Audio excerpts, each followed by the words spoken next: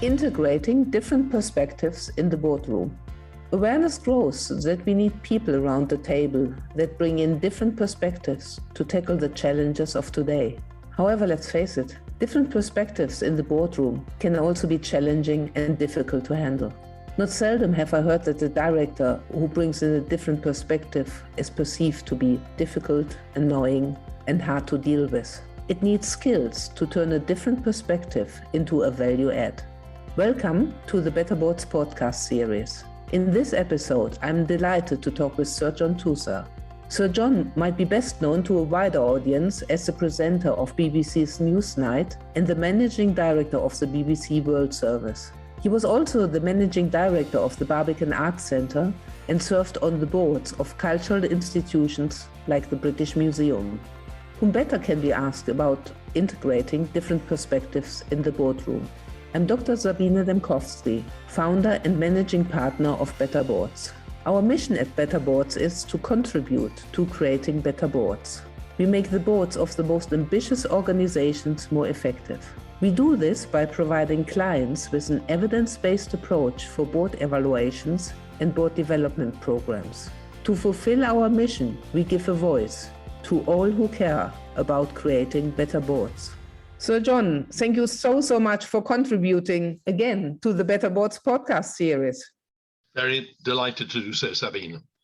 So John, you had a very distinguished career. You served as an executive and as a non-executive of some of the most iconic institutions in the UK. And certainly when I look at the organizations you served, you must have come across different perspectives in the boardroom. Why does it actually matter? Why do different perspectives matter? Why should we bother with different perspectives? First of all, because that is what human beings are. They are different people and they have different perspectives. Secondly, you need different perspectives. I can think of few things more useless than a gathering of people, let's say a board of 12, a board of 20, it doesn't matter what it is, where everybody thought exactly the same way. You have the difference of skills. Now, just because people have a different skill, it doesn't mean to say that they are going to think differently, but they certainly won't think the same. So by the time you have different backgrounds, after all, you will have a lawyer, let's say, you'll have an accountant, you may have an engineer, you may have people from the creative industries, you may have people with a business background. This already gives you a great variety. By the way, I prefer to use the word variety. I know what diversity means, and that too is important. But we need to have these skills, these differences of opinion, because otherwise, why do you bother to get together if you're all thinking the same thing from the start? Would it be far easier just to appoint people where you would feel entirely safe and where you can be certain that they think pretty much like you as a CEO or as a chair? I think that would be a great mistake. Where you need to have unity, or at least a common approach, is in an understanding of the organization. And if you don't understand the organization, and if you don't believe that the organization should be understood, then you probably shouldn't be on that board. And the best way you can then contribute to realizing what that organization wants to be is to provide your different skills, your different character, your different approach. After all, some of us will be more radical. Some of us will incline to the conservative. And you will need that balance. Some people who are saying, well, we need a check on these ideas. Others who are saying, yes, I think that we have checked them and we now need to go for them in a very serious way. That is why you need to have such a variety of available approaches, but always because what is common and what unites them is an understanding of what the organization is and why they work on the board for that organization. So we have now a variety of perspectives. What needs to happen that we make the most of it? How does an environment in which these different varieties, these varieties can really flourish? How does an environment look like where this is possible? First of all, I think it needs a chair who runs the board, who makes it clear that he or she wishes to have the contributions of every single member on the board. And there are some chairs who don't invite contribution. They are less effective than the chairs who do. There are also chairs who need to make it clear sometimes that not everybody has to say something about every subject that comes up before the board. There needs to be an economy. You can contribute without speaking the whole time, and a chair has to be able to do that. The chief executive also has to make it clear that they are interested in what the board has to say. There are many chief executives who are so defensive or so authoritarian that they either squash discussion, they make it clear that it's not welcome. In other words, the perspectives are there, the chair needs to bring them out, the chief executive certainly needs to, because after all, if the chief executive is not interested in the perspectives and the skills of the members of the board, he is missing out on a vital resource. The great director, former director of the British Museum, Neil MacGregor, said it was essential that he could draw on the individual skills of members of the British Museum trustees because he had 24 people. And they represented a tremendous range of skill, expertise, and experience. And Neil MacGregor knew that he could call on them, sometimes one at a time, often one at a time, but he could call on them because they're available. And a CEO who regards the board as being something that he doesn't want to hear their opinions, I think making a great mistake and is probably rather stupid. And there's one more thing. Every member of the board must know that they are there not just because of their skills. Their skills are important. I might say that I was usually brought onto a board because I was supposed to know something about media, broadcasting, public information, etc. In nearly 30 years on a variety of boards, I don't remember being particularly consulted on that subject at all. And that was all right, because when you're on the board, you are there as a full member. It's not only the accountant who can talk about money. It's not only the lawyer who can talk about the law. There are no stupid questions. So I think a combination of that, the role of the chair, the role of the CEO, and the understanding that every board member is equal and can say something about any subject under the sun, then you get the perspectives in a constructive way. But let's face it, time is tight and the agenda of board meetings are full, they're overflowing. What can fellow directors really do to bring out different perspectives? The first thing that has to happen is that the chair has to make it clear that the information that he or she, as chair, want is the right information. The CEO must also want to provide the right information, not too much. I was on the court of the University of the Arts London. I was chair of the court. We appointed a new vice-chancellor who was a former lawyer, and he was appalled, as I was, by the volume of paper that was thrust at the board. He said, nobody can work, nobody can take decisions, nobody can give guidance like this.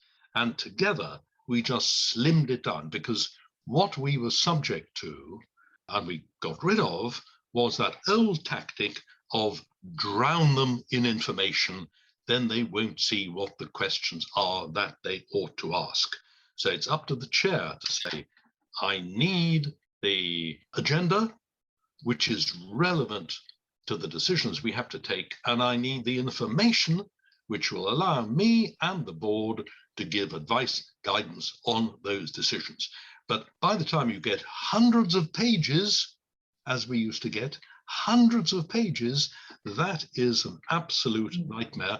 It's completely wrong, and it is destructive, and you will never get good board meetings like that. The number of times that people say to me, I wish we had proper discussion at board meetings, but we're so busy going through the papers. I hear it all the time. Yeah, most of the papers should have been looked at by subcommittees first. And then if there's an issue, that then comes to the main board. So these things are entirely in the hand of the board. If they allow themselves to be swamped by paper and pseudo information, that is their fault. They are not controlling the way the board runs its business. And which behaviors have you seen are really helpful in bringing out this variety? What have you seen is really working? When a chairman is constructive, when a chairman wants to hear, when a chairman can sense how much discussion is needed on a particular subject, because you always have an idea what the subject is that you are discussing, and that you will want to hear from a particular board member because they may have a slightly unorthodox view on what is going on. It is a bit like chairing a broadcast discussion, picking the right person to make the right contribution. Can I give you one example of how this happened? Yes, please. At the British Museum, we were discussing the question of whether we might consider lending the Parthenon sculptures to the Greek government if the Greek government swore absolutely that they would return the sculptures once the loan was finished. Now, we didn't think this was likely, but we were taking it seriously. One member of the board, who is a Greek Cypriot, a very distinguished archaeologist called Edmir Leventis, said, I must tell you one thing. If the British Museum loaned the Parthenon sculptures to the Greek government, it would be impossible for the Greek government ever to return them. And if they tried, the government would fall. Please remember that.